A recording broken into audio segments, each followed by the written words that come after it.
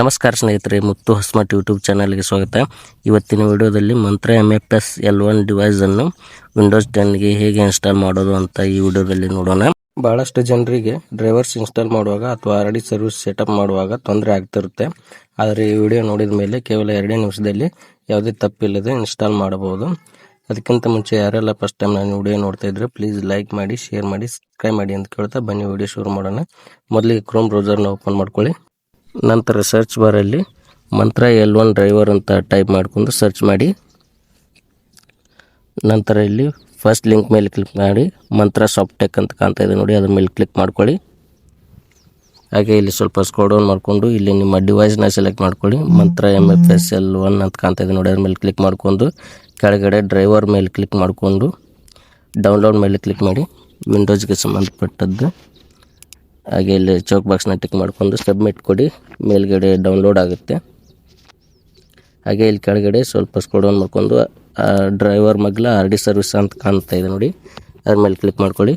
ನಿಮ್ಮ ಮೊಬೈಲ್ಗೆ ಸಂಬಂಧಪಟ್ಟರೆ ಆ್ಯಂಡ್ರಾಯ್ಡ್ನ ಸೆಲೆಕ್ಟ್ ಮಾಡ್ಕೊಳ್ಳಿ. ವಿಂಡೋಸ್ಗೆ ಸಂಬಂಧಪಟ್ಟಿದ್ದರೆ ವಿಂಡೋಸ್ನ ಸೆಲೆಕ್ಟ್ ಮಾಡಿಕೊಂಡು ಡೌನ್ಲೋಡ್ ಮಾಡಿ ಕ್ಲಿಕ್ ಮಾಡಿಕೊಂಡು ಸಬ್ಮಿಟ್ ಕೊಡಿ. ಇದು ಕೂಡ ಡೌನ್ಲೋಡ್ ಆಗುತ್ತೆ. ನಂತರ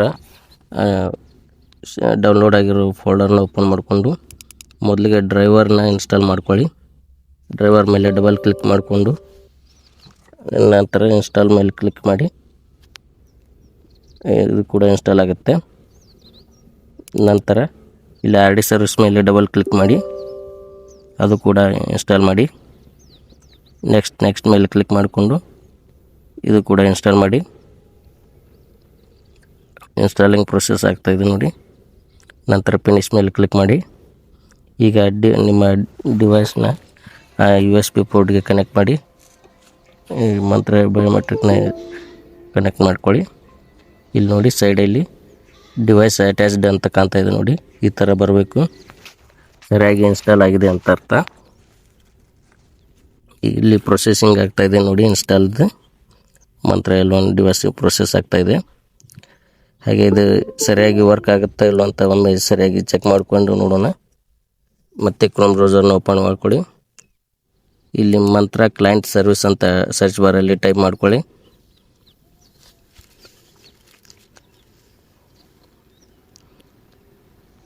ನಂತರ ಮಂತ್ರ ಕ್ಲೈಂಟ್ ಸರ್ವಿಸ್ ಮೇಲೆ ಕ್ಲಿಕ್ ಮಾಡ್ಕೊಂಡು ಮಂತ್ರ ಮೊದಲೇ ಲಿಂಕ್ ಕಾಣ್ತಾ ಇದೆ ನೋಡಿ, ಮಂತ್ರ RD ಸರ್ವಿಸ್ ಕ್ಲೈಂಟ್ ಅಂತ ಕಾಣ್ತಾ ಇದೆ ನೋಡಿ, ಅದ್ರ ಮೇಲೆ ಕ್ಲಿಕ್ ಮಾಡ್ಕೊಳ್ಳಿ. ಇಲ್ಲಿ ಡಿಸ್ಕವರ್ AVDM ಅಂತ ಕಾಣ್ತಾ ಇದೆ ನೋಡಿ, ಅದ್ರ ಮೇಲೆ ಕ್ಲಿಕ್ ಮಾಡಿ.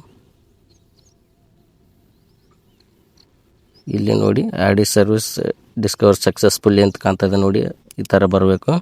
ನಂತರ ಓಕೆ ಕೊಡಿ. ಇಲ್ಲಿ ಕ್ಯಾಪ್ಚರ್ ಮೇಲೆ ಕ್ಲಿಕ್ ಮಾಡ್ಕೊಳ್ಳಿ. ಇಲ್ಲಿ ನೋಡಿ ಸರಿಯಾಗಿ ವರ್ಕ್ ಆಗ್ತಾಯಿದೆ. ಫುಟ್ ಯುವರ್ ಫಿಂಗರ್ ಅಂತ ಕಾಣ್ತಾ ಇದೆ ನೋಡಿ, ಅದ್ರ ಮೇಲೆ ಒಂದು ಬೆರಳನ್ನು ಹಾಕಿ ಕ್ಯಾಪ್ಚರ್ ಕೂಡ ಆಗ್ತಾಯಿದೆ. ಕ್ಯಾಪ್ಚರ್ ಸಕ್ಸಸ್ ಅಂತ ಬರ್ತಾಯಿದೆ ನೋಡಿ, ಇಲ್ಲಿ ಮೇಲ್ಗಡೆ ಸಕ್ಸಸ್ ಅಂತ ಕಾಣ್ತಾಯಿದೆ ನೋಡಿ, ಈ ಥರ ಬರಬೇಕು. ಇದೇ ರೀತಿ ತುಂಬ ಸುಲಭವಾಗಿ ಮಂತ್ರ L1 ಡಿವೈಸ್ನ ಇನ್ಸ್ಟಾಲ್ ಮಾಡ್ಬೋದು. ಈ ಮಾಹಿತಿ ನಿಮಗೆ ಇಷ್ಟವಾದರೆ ವಿಡಿಯೋನ ಲೈಕ್ ಮಾಡಿ ಮತ್ತು ಶೇರ್ ಮಾಡಿ, ಸಬ್ಸ್ಕ್ರೈಬ್ ಮಾಡಿ ಅಂತ ಕೇಳ್ತಾ ಈ ವಿಡಿಯೋನ ಮುಗಿಸ್ತಾ ಇದ್ದೇನೆ. ಧನ್ಯವಾದಗಳು.